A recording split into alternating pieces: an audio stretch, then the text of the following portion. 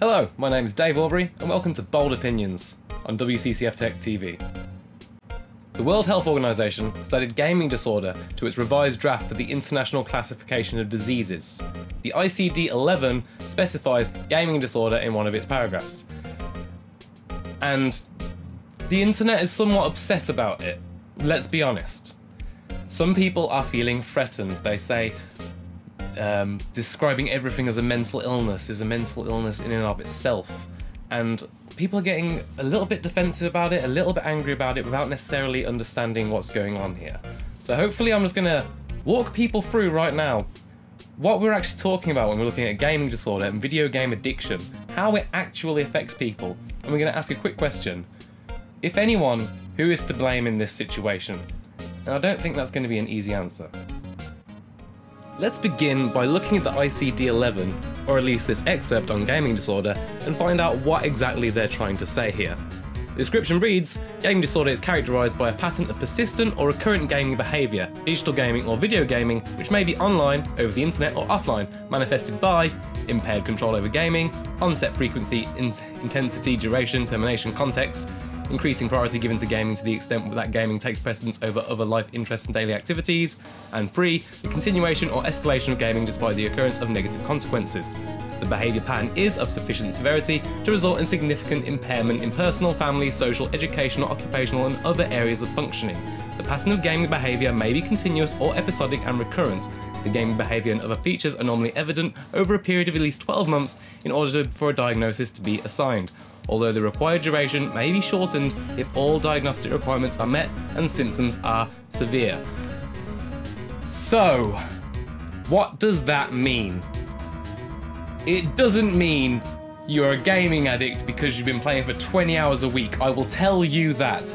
We've recently seen the BBC article and we've got a bunch of 11-year-olds saying, oh, I play Fortnite and Minecraft for 20 hours a week. I usually spend about 20 to 22 hours a week on gaming.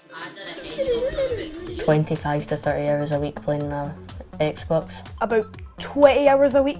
That's child's play, my friend. That certainly doesn't mean that there aren't valid reasons to diagnose gaming addiction. As we've just read here, gaming addiction certainly isn't 20-hour-a-week sessions playing games with your mates. It is something that interferes with your actual life. It is something that gets in the way of the things you need to do. And it doesn't just stop at, you should have had a shower the other day, you smelly bugger. It doesn't stop at that. It doesn't stop at, you forgot to top up the electric meter. It doesn't stop at, you should have cooked yourself dinner a few hours ago. That's the problem. You don't know where it stops. The reaction by gamers has been mixed, with some saying, of course, gaming addiction's a real thing and should be treated and looked at, but with others outright denying it entirely. In a recent survey conducted by QT, we had 835 gamers who participated from countries like the US, the UK and other parts of the world, and they shared their views on the subject. And in QT's survey, 51% of respondees, that's 285 votes, said they do not think that gaming addiction should be ranked alongside drug, alcohol and gambling addiction. Which is an interesting point, because gaming addiction is different from those three in a lot of ways, but it doesn't mean it should be excluded. And to think about that more in depth, we should hop over to an article on The Guardian. The article's called It Consumed My Life, Inside a Gaming Addiction Treatment Centre, and it was written by Emily Reynolds. And it is a wonderfully written article, really looks at the real effects that gaming addiction can have on people. In the article, Ian, which is not his real name, talks about how he slowly ruined his family life because of gaming addiction. In a rather heartfelt comment that really touches home, he simply says, I just wasn't there. I was there in body in the house, but I wasn't looking after my children. I wasn't there for them. And that is utterly heartbreaking. We were just talking about the QT article, of course, where 51% of gamers do not think it should be ranked alongside drug, alcohol and gambling addictions, and 23% say yes, it should be. That's 131 votes. So why do so many people disagree? Like I said, it is very different, but in the Guardian article by Emily Reynolds again, I believe it actually hits the nail on the head and says why people are percepting these as incredibly different things. In the article, Emily speaks to Matthew Priest, who is a senior therapist, and they say, spotting the difference between obsession and addiction can be hard, Priest says, especially when it comes to gaming. Someone with a gambling addiction, he suggests, may be more easily able to tell that they had a problem because they might be losing tens of thousands of pounds. When someone has a gaming addiction, however, the consequences are more subtle. Millions of people enthusiastically play games, and despite media scrutiny of popular games like Fortnite or Call of Duty, the vast majority of them are not addicted in any real sense. It is when gaming starts to be a detriment to other areas of someone's life, their work, relationship, their self-care, that it becomes a problem, Priest says. If someone tries to cut down and they find they can't control that, or if they start to be secretive or dishonest about their behaviour, they're kind of the main things to look out for. And if that doesn't hit home at least somewhat, I'm not sure what will. It's been a long time since a game has truly dragged me in and made me forget about the outside world entirely. And I think one of the last times I can remember that happening is World of Warcraft back in the Burning Crusade days. And I'm sure a lot of people out there will feel me on that one. I remember instances of staying up all night long. The sun would come up, other people in the house would wake up and they would talk to me and they would say, Have you not been to bed yet? And I would say, yeah, I went to bed late and I woke up really early, couldn't sleep. Horse! It wasn't true. I was up all night, I was playing World of Warcraft.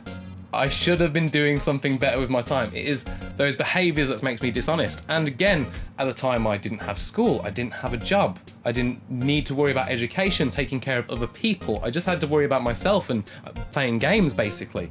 If anyone relied on me, if I were a parent, if anyone really needed me for something, I wasn't going to be available. And thank God no one needed me for anything, because I would have ruined relationships, I would have upset people, I would have turned people down for that game at that time. And reading stories like Ian's, and you hear how it slowly disintegrated his family life. That could have been me in a different world, in a world where I couldn't control my habits as much. At that time, when I was playing World of Warcraft, I wasn't doing any damage to myself or anyone around me, but I was stagnating. I wasn't progressing at all. Like I said, no job, no education, no nothing. And that wasn't improving with me playing World of Warcraft. Eventually I put it down. Eventually I started feeling it was quite hollow, which is common with a lot of live service games, but that's neither here nor there. And I really do not think it is a coincidence that so many games and so many publishers have been getting flack for loot boxes lately. Loot boxes have been decried as compulsive, addictive, essentially gambling in a video game form. And of course Belgium has decried them as completely illegal, threatening with fines and imprisonment. There's clearly a link between compulsive, addictive behaviour and these kinds of outlets. Sadly, unfortunately, gaming has become one where it is more and more toxic than ever, both to your wallet and to your mental well-being. And I do partially blame this on live service games. So many live service games now punish you for logging off. They punish you for not being there every day. You will miss double experience weekends, free events, bonus missions which are timed. There's so much that you will miss playing so many games if you're not there regularly. They're demanding your time so much so that you really need to pick 1 or 2 games and stick with them permanently. You've already missed the bonus missions in that Hitman. That Hitman game that came out episodically, you missed the bonus missions in there. They're already gone. You missed the double experience weekend for Fortnite that just went. It's happened. You are missing so much by not playing games. The games are actively punishing you for not logging in regularly. Where is this compulsive behaviour coming from, we wonder? Unfortunately, I think it's in front of our eyes in a lot of ways.